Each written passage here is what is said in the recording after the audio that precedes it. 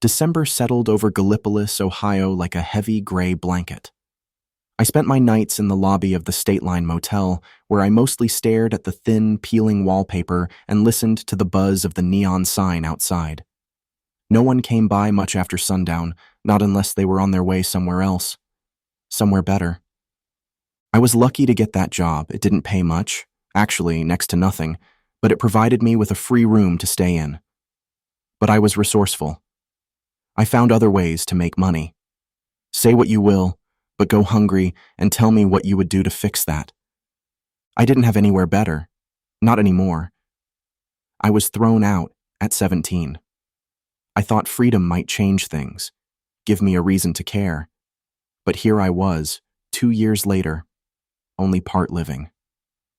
It felt like I was just passing the time, letting the hours bleed into each other. I'd sit behind the lobby desk, bathed in flickering yellow light, wondering what I was even waiting for. Then one night, he showed up.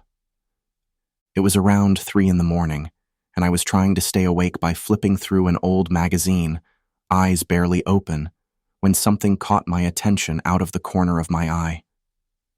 A figure outside, standing under the streetlight. He was half in shadow, but I could make out his black suit, tight, old-fashioned, like something out of a ghost story. I didn't know why, but my heart kicked up a little, a mix of curiosity and dread as I watched him. He was beautiful in a way I couldn't quite put into words. Dark hair that fell just over his brow, pale skin that seemed to glow in the half-light. He wasn't moving, just standing there, his gaze fixed on the motel as if he'd been waiting for me to notice him. I couldn't shake the feeling that he was watching me, and even though my instincts told me to turn away, to mind my own business, I found myself caught, mesmerized almost. His eyes, though I couldn't see them clearly, seemed to hold a kind of sadness, a depth that felt familiar. Before I knew it, I was up, moving toward the door like I was in a trance. I didn't know what I'd say to him or why I even cared, but when I stepped out into the cold night air, he was gone, vanished as if he'd never been there at all. Just the empty street, the pale glow of the streetlight casting long shadows, and me standing there, wondering if I'd imagined the whole thing. I didn't tell anyone about the strange figure that night. In a way, he felt like a secret, something just for me, and I couldn't shake the feeling that he'd come back. I wanted him to come back. It was the first time in ages that I'd felt anything like hope, or maybe obsession, I couldn't tell. Either way, he was all I could think about. A few nights later, I caught sight of him again. It was another dead silent shift, the type where I could practically hear the snow settling outside. I dozed off on the lobby couch when I was jolted awake by the feeling that someone was watching me. When I looked out the lobby window, there he was, closer this time, standing just outside the motel entrance under the awning's pale light. His gaze was piercing, pulling me into the same unsettling fascination I'd felt before. This time, he lifted his hand and motioned for me to come outside. Every rational part of me said to ignore him, to lock the door and wait it out. But my feet had a mind of their own, and before I could stop myself, I was outside, the cold air nipping at my skin. He was there, in the shadows, and as I got closer, I realized he looked even more ghostly than before, like he was half in this world, half somewhere else. His dark hair framed his face like a shadow, his eyes catching the dim light, deep and unearthly. "Are you following me?" I asked, trying to sound braver than I felt.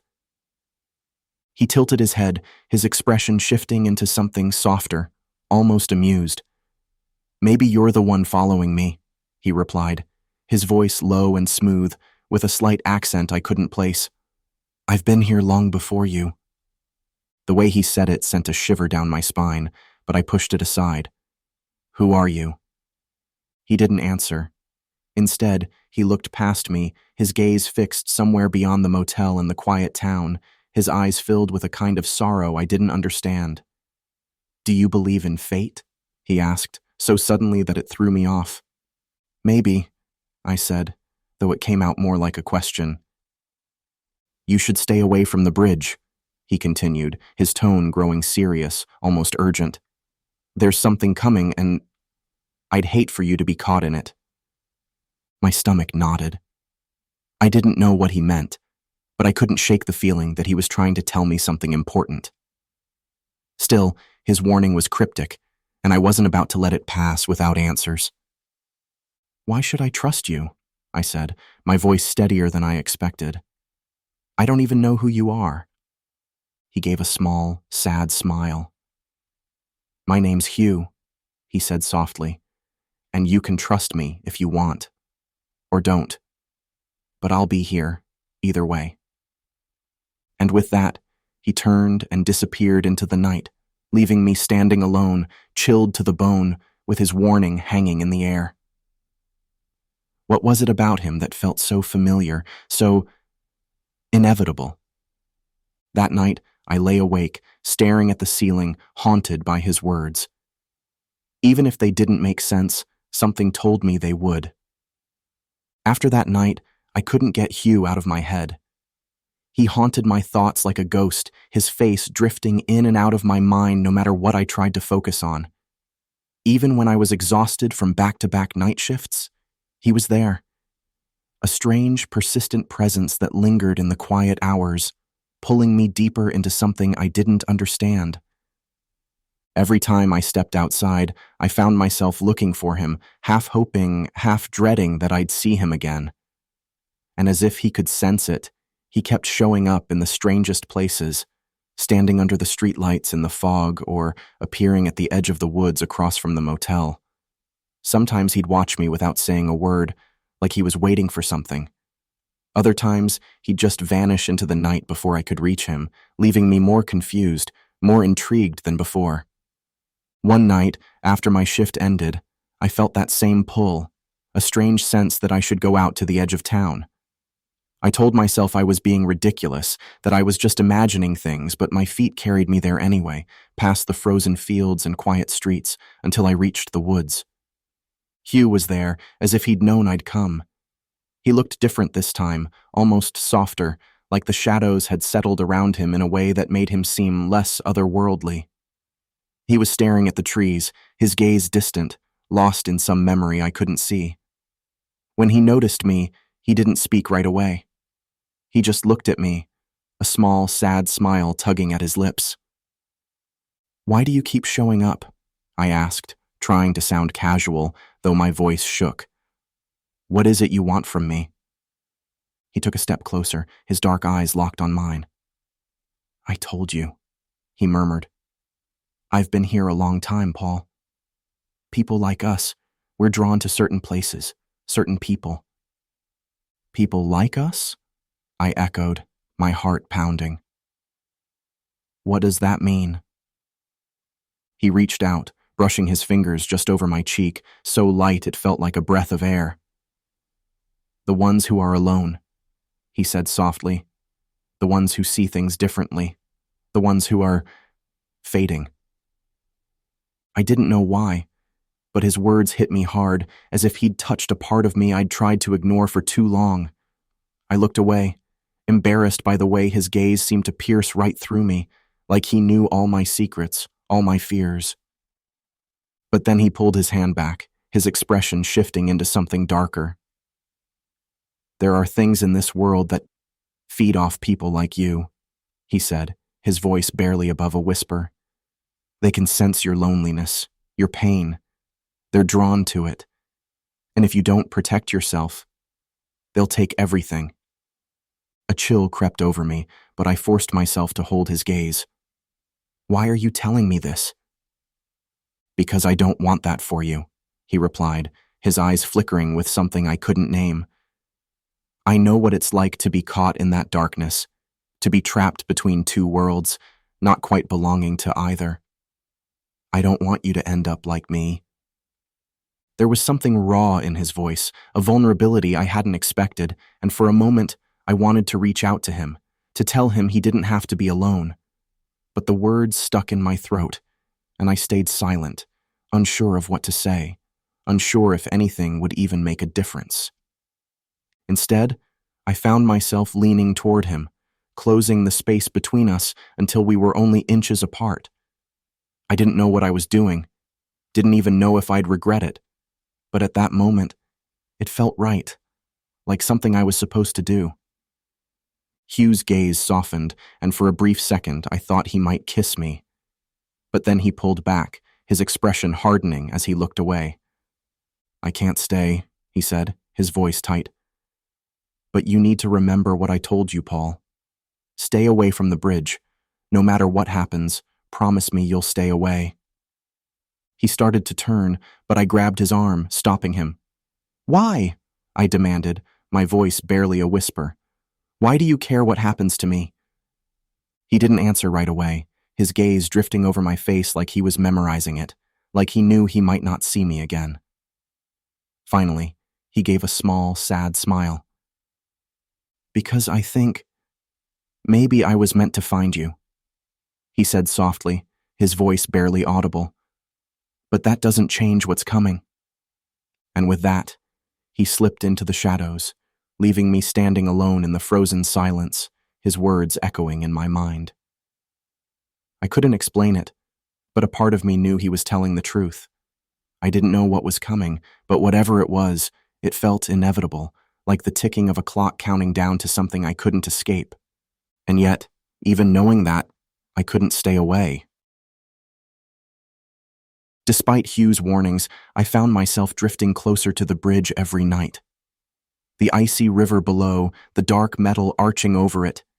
It all seemed to call me, like something was waiting there. I knew it was dangerous, knew I was tempting fate, but something stronger than fear kept pulling me back. It was as if the bridge held answers, not just to what Hugh was afraid of, but to why he cared so much about me. One night I found him there, standing in the shadows at the bridge's edge, his face a mix of anger and sorrow. He looked at me like he was seeing a ghost, and for the first time, I saw something close to fear in his eyes. "Paul," he whispered, his voice tense, "I told you to stay away from here." I felt a pang of guilt, but couldn't stop myself from stepping closer. "I need to understand, Hugh," I said, my voice trembling. "You talk about things feeding off pain, off loneliness. But what does that have to do with me? And why do you care so much?" Hugh's gaze softened, and he looked away, like he was searching for the right words. "Because I know what it's like to feel like you're fading," he said finally, his voice barely above a whisper. "To feel like there's nothing left to keep you here. I've been that person, and I don't want you to go through it. There are hundreds of us here in the in-between, and you don't have to do this." Something in his voice broke through my defenses, and before I knew it, I was reaching out, my hand resting on his arm. He looked down at my hand, a flicker of hope in his eyes before he pulled away, his expression hardening. "People like me, we're drawn to the broken places. We're meant to keep others safe, but at a cost. One I don't want you to pay." I could see the struggle in his eyes, the way he was fighting against something that was stronger than both of us. So I nodded, stepping back, letting him keep his distance even though it hurt. "Just promise me you'll stay away from the bridge," he said, his voice softer now, almost pleading. "I don't know if I can save you if you don't." I nodded, even though I knew it was a promise I couldn't keep. I didn't understand everything, but I knew one thing for certain. I couldn't turn back, not anymore. Not with Hugh there, not with everything he represented. As I walked away, his figure faded into the darkness, but his presence lingered, a constant, quiet pull that kept drawing me back to the bridge, back to the secrets he was so desperate to keep hidden. And with each passing night, the feeling of dread grew, as if we were both standing on the edge of something we couldn't stop. On the night of December 15th, a bitter chill settled over Gallipolis, colder and sharper than anything I'd felt that winter. I'd been restless all evening, a strange, hollow feeling eating away at me. Against every warning Hugh had given me, I was drawn to the bridge. Something in me knew it was time. When I reached the bridge, there were more people than I'd expected, locals heading home, but caught by a red light lined the bridge. The hum of vehicles echoed against the steel beams as cars idled, their headlights casting shadows that stretched and shifted in the darkness. And then I saw him. Hugh stood in the middle of the bridge, his face pale and his expression pained. He met my gaze, his eyes flashing with both fear and sorrow. As I stepped forward, he shook his head, silently begging me to stay back, but I moved forward. The closer I got, the less he could look at me until finally I stood before him and he faced the other way. "There's nothing more to say," he said. I took him by the hand and turned him around. A sudden, violent tremor shook the bridge, a deep, metallic groan that made everything fall silent. People glanced around, confused, as the bridge seemed to sway beneath us. "Everyone run!" I shouted, my voice cracking as I turned toward the cars. "Get off the bridge, now!" But no one seemed to listen. People just looked at each other, confused, some even laughing nervously, as though they couldn't believe anything was wrong. Panic gripped me, and I rushed forward, pulling at car doors, pushing on roof frames. "Please, you have to get out of here," I begged anyone who would listen. "The bridge, you have to go." Some people began to move, getting out of their cars or trying to drive around the car in front of them, but it wasn't enough. The bridge shuddered again, more violently this time, the entire structure groaning as though it were about to snap. I felt the road of it tremble beneath my shoes, felt the terror in my veins like ice. "Paul!" I heard Hugh's voice sharp and clear through the chaos. I turned, finding him standing close again, his gaze desperate as he held out a hand to me. As I took it, the bridge lurched beneath our feet, throwing us both off balance. Cars slid, people stumbled, and a terrifying cracking sound filled the air. "Hugh!" I shouted, pushing myself up, trying to reach him. I caught sight of his face, saw the sadness in his eyes. "It's too late," he said. "Paul, I'm so sorry." For a split second, the chaos seemed to quiet, and Hugh looked right at me, his eyes filled with something deep, something that felt like warmth in the freezing night. The last thing I saw was Hugh's face, his expression a mixture of sadness and acceptance, before the bridge fully collapsed. Death is probably the most painful thing of all, and I wished I had the chance to do so much more than I actually did. The world dissolved into a blur of freezing water and broken steel, the sound of splintering metal fading into silence as I let go, a sense of calm settling over me as everything slipped away.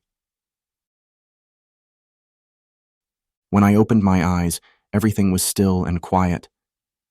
There was no crashing, no biting chill, only a gentle, heavy silence, like the world was holding its breath. I felt light, unburdened, as if the weight of everything, the bridge, the pain, my life, had been lifted away. I looked around, my vision hazy and strange, like I was seeing the world through glass. Then I saw Hugh, his face soft with something that looked like relief and warmth. He wasn't the frightened, sorrowful boy I'd known on the bridge. Here, he looked calm, almost serene, his dark eyes watching me with quiet intensity. "Am I—" I started, but the words fell short. The memories came rushing back, the bridge, the cold, the roar of collapsing metal. Hugh nodded, a gentle smile playing at the corners of his mouth. "Yes," he said softly, "you're here now, with me."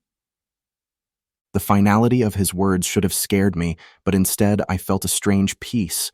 There was no pain, no fear, only a sense of belonging I hadn't felt in years. I looked down at myself, at the faint glow that seemed to radiate from my skin, and felt something shift within me, a new strength, an awareness that felt both foreign and familiar. I was like him now, like the hundreds of others like him. We were very rare from what I immediately understood. Very few of us are ever allowed to walk the earth in human form. I was one of them, and so was Hugh. "So, what happens now?" I asked. Hugh stepped closer, reaching out to touch my hand, his fingers cool but solid, grounding me in the in-between. "Now," he said, "we help others cross. Those who are lost, like you were, like I was. Those who need someone to guide them."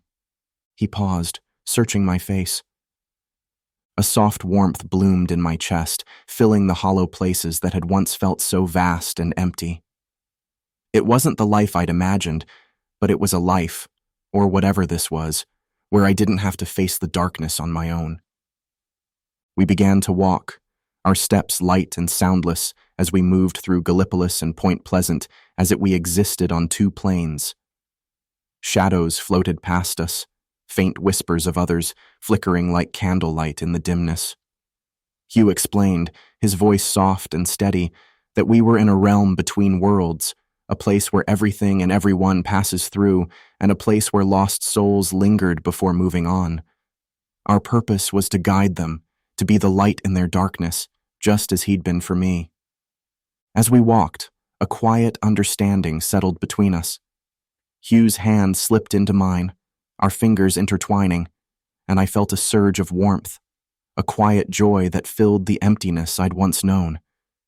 We were both silent, but words weren't necessary. The connection we shared, the love we'd found even in the darkness, was enough. In this world, there was no fear, no hiding. For the first time, I felt whole. In the distance, I saw a faint glimmer of light, like dawn breaking over the edge of an endless horizon. Hugh smiled, squeezing my hand gently. "I'm very glad you're here," he said. "But I didn't want this for you. I wanted for you to live a happy life and to move on like normal souls do." "But I'm not a normal soul," I said. A sad smile came over him as he thought about it for a few moments. "Ready?" he asked, his voice soft. I nodded, taking a deep breath that felt like freedom. Together we stepped forward, leaving the shadows behind, our path lit by the faint, hopeful glow of lost souls finding their way home.